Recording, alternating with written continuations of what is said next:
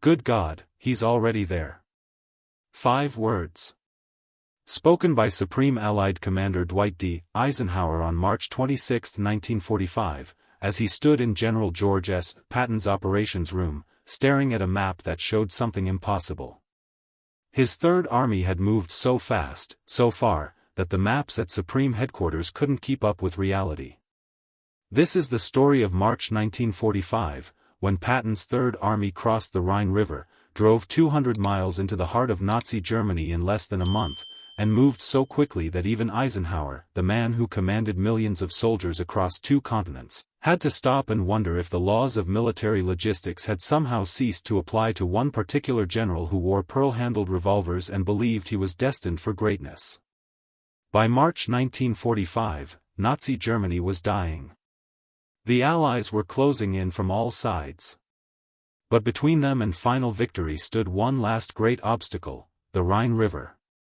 The last natural barrier protecting the German heartland. A river the Germans had sworn to defend to the last man. Eisenhower had a plan. Field Marshal Bernard Montgomery would cross the Rhine in the north with overwhelming force on March 24. It would be methodical, careful, crushing. The main effort, but Eisenhower forgot about one thing. George S. Patton Jr. never followed anyone else's plan. March 1, 1945. Supreme Headquarters Allied Expeditionary Force, SHAF, Reims, France. General Dwight D. Eisenhower stands over a large situation map, studying the positions of Allied forces along the Rhine River. His senior staff surrounds him, British, American, Canadian officers, all analyzing the same challenge. How do we cross the Rhine? The Rhine River had been a military obstacle since Julius Caesar's legions first reached its banks 2,000 years ago. In 1945, it was nearly 1,000 feet wide in places, fast-flowing, and heavily defended. The Germans had destroyed every bridge. Wehrmacht engineers had fortified the eastern bank with concrete bunkers, minefields, and interlocking fields of fire. Every German commander knew, if they could hold the Rhine, they could prolong the war for months. Field Marshal Montgomery had spent weeks planning Operation Plunder, his Rhine crossing scheduled for March 24. Over 1 million men. Thousands of artillery pieces. Hundreds of bombers. The largest concentration of military power since D-Day. It would be, Montgomery assured everyone, the decisive operation. The knockout blow. Eisenhower approved.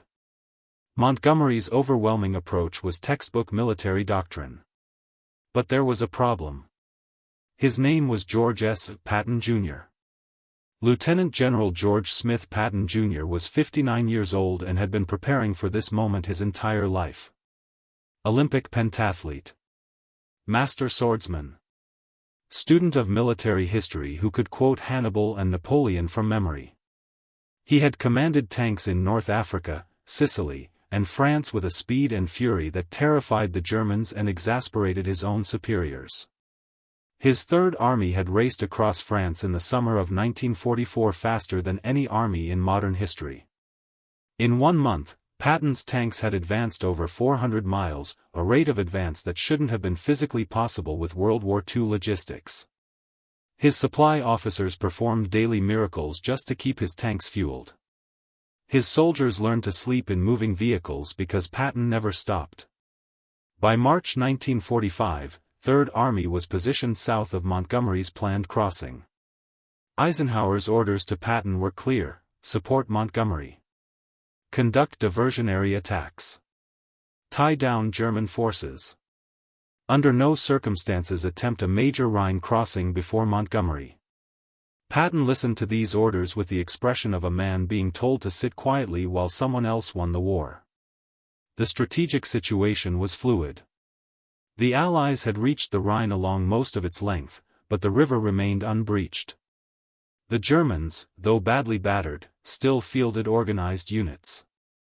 Army Group G defended the southern sector opposite Patton with approximately 90,000 troops, understrength, undersupplied, but dug into prepared defenses. The German High Command believed they had weeks. Montgomery's preparations were obvious to everyone.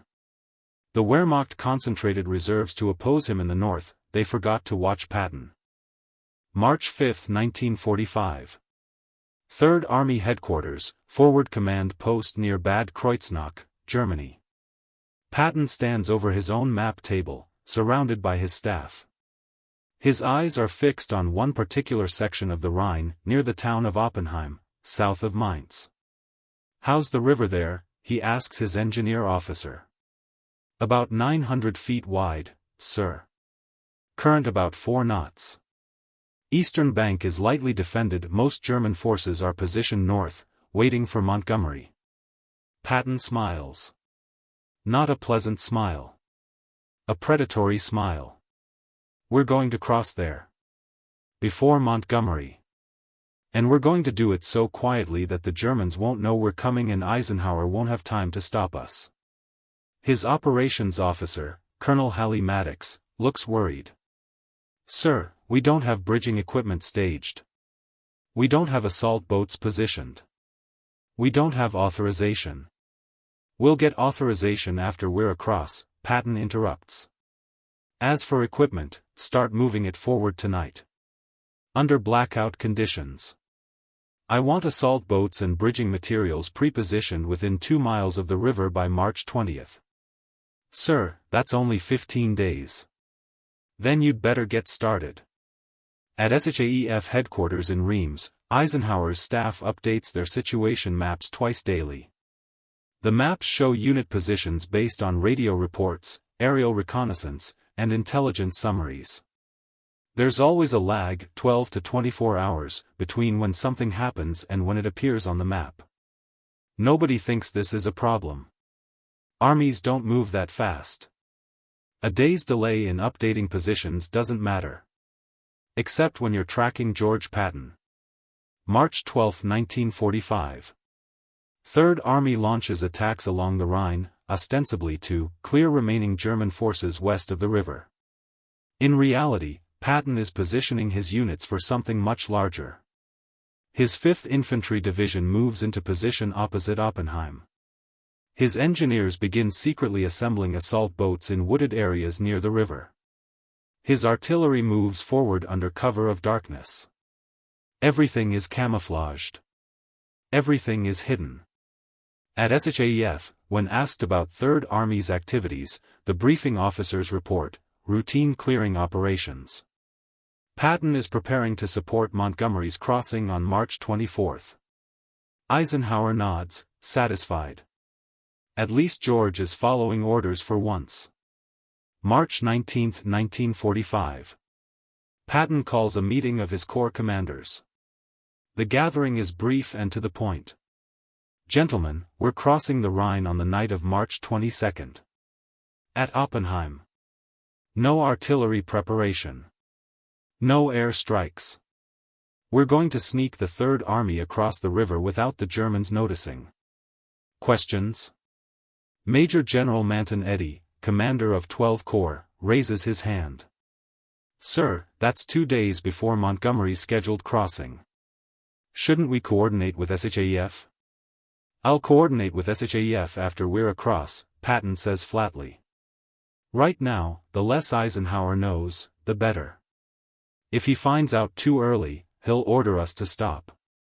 But if we're already across when he finds out, what can he do? Order us to swim back. His commanders exchange glances. They've learned that arguing with Patton is pointless once he's made a decision. "We go at 2,200 hours on the 22nd, Patton continues. "Infantry first, in assault boats. Once we've secured the far bank, engineers build pontoon bridges for the armor. I want at least 2 divisions across before dawn. By the time the Germans figure out what's happening, we'll be too strong to push back." March 20, 1945. SHAEF headquarters. Eisenhower receives a request from Patton, permission to conduct a limited Rhine crossing near Oppenheim to establish a small bridgehead and tie down German reserves. The Supreme Commander considers. A small crossing might help Montgomery's operation by preventing the Germans from concentrating all their forces in the north. Approved, Eisenhower tells his staff. But make it clear to Patton, limited operation only. No major offensive until after Montgomery is across. The authorization is sent to Third Army. What Eisenhower doesn't know is that Patton has already assumed permission would be granted. By the time the authorization arrives, Third Army engineers are moving assault boats to the river's edge under cover of darkness. March 22, 1945. 2,200 hours. The Rhine River at Oppenheim. The night is moonless and cold. Perfect for a surprise crossing. At precisely 2,200 hours, the first assault boats push off from the western bank. No artillery fires. No bombers strike. Just infantry paddling quietly across 900 feet of dark water, hoping the Germans don't notice. The Germans don't notice. By midnight, 6 battalions of the 5th Infantry Division are on the eastern bank, digging foxholes and preparing for the inevitable German counterattack. But the counterattack doesn't come. The Germans are so focused on Montgomery's preparations to the north that they've left Oppenheim lightly defended. By dawn on March 23, American engineers are already constructing pontoon bridges. The first tanks will cross by afternoon. At SHAEF headquarters, nobody knows. The situation maps still show Third Army on the western bank of the Rhine. Expected to cross in several days, after Montgomery's operation. At 0900 hours, Patton's call comes through to Eisenhower's headquarters. The Supreme Commander takes it personally. "Yes, George." "Ike," Patton says, his voice barely containing his glee. "I'm across." "What?" "The Rhine. I crossed last night. I've got 2 divisions on the eastern bank and pontoon bridges under construction. We'll have armor across by this afternoon." There's a long silence. Eisenhower walks to the situation map, telephone receiver still in hand. His staff gathers around, sensing something significant. "George," Eisenhower says slowly, "my map shows you on the western bank." "Then your map's out of date." "I'm across. And I did it without any of that stuff Montgomery's been collecting for weeks. No massive artillery bombardment.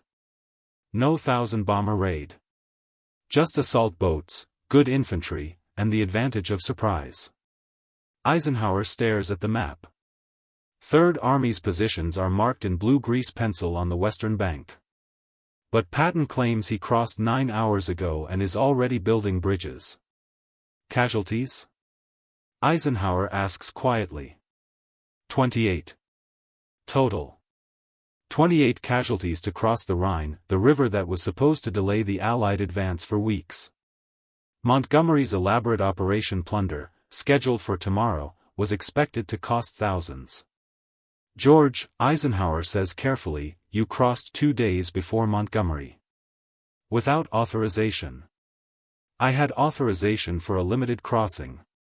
I'm limiting it to the eastern bank of the Rhine." Despite himself, Eisenhower almost laughs. Almost. "This is going to cause enormous political problems with the British." "That's above my pay grade, sir. I just cross rivers and kill Germans. You handle the politics." After Patton hangs up, Eisenhower's chief of staff, General Walter Bedell Smith, approaches. "Sir, should we inform Montgomery?" Eisenhower sighs. "Yes. Call him. Tell him Patton crossed the Rhine last night. Tell him before he hears it from someone else." The call to Montgomery is brief and icy. The British Field Marshal is not pleased that his carefully planned, meticulously prepared operation has been upstaged by the American general he considers a dangerous cowboy. But there's nothing to be done. Patton is across. March 24, 1945. Montgomery's Operation Plunder commences as planned. Thousands of artillery pieces fire for hours. Hundreds of bombers strike German positions. Assault boats by the hundreds carry troops across under a crushing bombardment. It's magnificent. Textbook perfect. and completely overshadowed by the fact that Patton crossed yesterday with 28 casualties and no artillery support. The afternoon of March 24 brings more news from 3rd Army. Patton's 4th Armored Division has crossed the pontoon bridges and is advancing east. By nightfall, they're 15 miles beyond the Rhine. Eisenhower's operations staff updates the map, moving 3rd Army's markers to the eastern bank and then farther east. The Supreme Commander watches in silence. How fast is he moving? Eisenhower asks. Current estimates suggest advancing 20 to 30 miles per day, sir. Far faster than projected. Supply situation? 3rd Army reports adequate fuel for 48 hours of operations. After that. The officer shrugs. After that, Patton will improvise, Eisenhower finishes. He always does. March 26, 1945. Eisenhower decides he needs to see 3rd Army's operations for himself. The reports coming from Patton's headquarters are almost impossible to believe. He flies to Luxembourg and drives to 3rd Army's forward command post. Patton greets him with barely suppressed satisfaction. Welcome to Germany, Ike. Come see what we've accomplished. They enter the operations room. The walls are covered with large-scale maps showing every unit position, every road, every objective. Patton's operations staff updates them constantly based on radio reports from forward units. Eisenhower approaches the main situation map. It shows 3rd Army's positions as of 0600 hours that morning. He studies it carefully, then compares it mentally to the map he saw at SHAEF yesterday. George, Eisenhower says slowly, this map shows your lead elements at Darmstadt. That's nearly 40 miles beyond the Rhine. Closer to 45, Patton corrects cheerfully. My map at SHAEF yesterday showed you 20 miles back from this position. Your map's wrong. Or rather, it's outdated. We're moving faster than your map people can track. Eisenhower feels a strange sensation, something between admiration and exasperation. How fast are you moving? Yesterday, 4th Armored advanced 31 miles while fighting. Today they've already covered 20. My entire army is in continuous motion. The Germans are falling back so fast we're having trouble maintaining contact. Eisenhower walks along the map, studying the blue arrows that represent 3rd Army's advance. Each arrow is dated and timed. The progression is staggering. George, your logistics. You can't sustain this pace. Your supply lines are stretching too thin. Patton grins. Watch me. My supply trucks are running 24 hours a day. We're capturing German fuel depots and using their fuel. We're living off the land. Napoleon tried that in Russia. We're not going to Russia. We're going to Berlin. Eisenhower starts to respond when one of Patton's staff officers approaches with a message. The officer hands it to Patton, who reads it and smiles. What? Eisenhower asks. 4th Armored reports they've taken Aschaffenburg. That's another 12 miles forward. Eisenhower looks at the map. He picks up a red grease pencil and marks 3rd Army's new reported position. Then he measures the distance from where the unit was marked 6 hours earlier. The distance is impossible. No armored division should be able to move that far while still fighting German resistance. And yet, according to every intelligence report, every radio intercept, every reconnaissance flight, Patton's units are exactly where he says they are. Eisenhower stands at the map, grease pencil in hand, staring at the impossible positions. His most difficult subordinate, the general he's nearly fired multiple times, is conducting a military campaign that will be studied for generations. Good God, Eisenhower says quietly. He's already there. The room goes silent. Every officer present recognizes the significance of the moment. The Supreme Commander has just acknowledged that Patton has achieved something beyond the boundaries of conventional military planning. Patton, for once, doesn't gloat. He simply nods. Yes, sir. And I'm not stopping. Eisenhower turns to face him. You realize you're making Montgomery look like he's standing still? I'm aware. You realize this is causing enormous political headaches? Also aware. And you don't care. Patton's expression becomes serious. Sir, I care about ending this war. Fast. Every day we delay, more people die, Allied soldiers, German civilians, concentration camp prisoners. I don't care about politics or publicity or who gets credit. I care about reaching Berlin before the Russians and ending this thing. It's the most sincere Eisenhower has ever heard Patton speak. Usually, the man is all profanity and bravado. But here, in this operations room, with the map showing impossible advances, Patton is completely genuine. Eisenhower studies the map again. How far can you go? As far as you let me. Give me fuel and ammunition, and I'll be at the Czech border by mid-April. The Russians are coming from the east. Then let's make sure we meet them as far east as possible. Eisenhower makes his decision. All right. Keep moving. You'll have supply priority. But George, he taps the map, I need to know where you actually are. Not where my map thinks you are. Real-time positions. I'll have my staff send hourly updates to SHAF. Hourly, Eisenhower repeats. Because apparently daily isn't fast enough to track you. Third Army continued its rampage through Germany in late March and April 1945.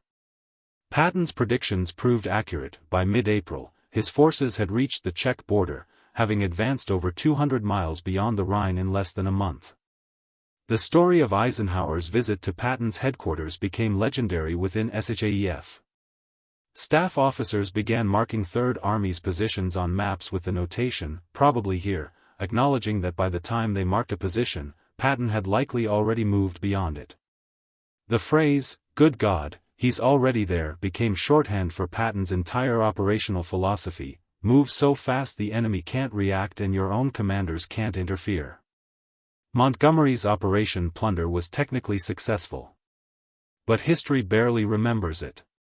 What history remembers is that Patton crossed first, with 28 casualties, using assault boats and pure audacity. And then kept going. By May 8, 1945, when Germany surrendered, Third Army occupied a massive area of southern Germany, Austria, and Czechoslovakia. They had advanced over 400 miles from the Rhine. They had liberated concentration camps, freed POWs, and captured nearly 500,000 German soldiers. And they had done it faster than any army in modern warfare. The final statistics were staggering. Distance covered, over 400 miles in 43 days. Average rate of advance, 9.3 miles per day while fighting. German prisoners taken, 480,000 Allied casualties, remarkably low for the distance covered. Fuel consumed, 3 times the planned allocation. Military historians still debate whether Patton's strategy was brilliant or reckless. Operationally, it was unquestionably successful. Strategically, it shortened the war and saved lives. But the human cost within Third Army was significant, not in casualties, but in exhaustion. Soldiers went weeks without adequate rest. Supply personnel worked until they collapsed. Patton himself seemed immune to fatigue. At 59, he drove himself harder than men half his age. He visited frontline units daily, slept 4 hours a night, and spent every waking moment planning the next advance. On December 21, 1945, 8 months after Germany's surrender, Patton was killed in a car accident near Mannheim. He never returned to the United States. He was buried in Luxembourg among the soldiers of Third Army. Today, Third Army's March-April 1945 campaign is studied at military academies worldwide as the definitive example of operational maneuver warfare. The combination of speed, surprise, and aggressive exploitation of enemy weakness created a campaign that achieved in weeks what military planners thought would require months. The situation map from Eisenhower's March 26 visit still exists in archives. It shows Third Army's positions in blue grease pencil on the Rhine's western bank. And in red, added during the visit, their actual positions 45 miles deeper into Germany. That map tells the entire story, the difference between what careful military planning predicted and what George S. Patton actually accomplished. This was just one of countless untold stories from the Second World War. Moments when individual commanders transcended doctrine. When armies achieved the impossible. When careful plans were rendered obsolete by battlefield reality. Eisenhower commanded millions across 2 continents. He balanced politics, strategy, and logistics on an unprecedented scale.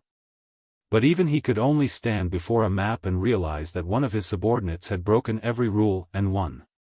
Good God, he's already there.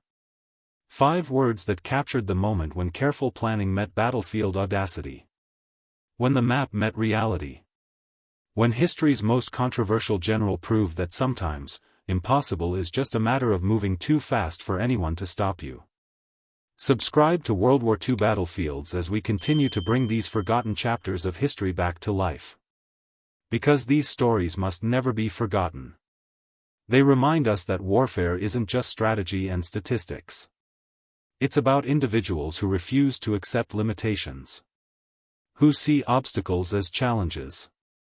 Who move so fast the world itself can't keep up.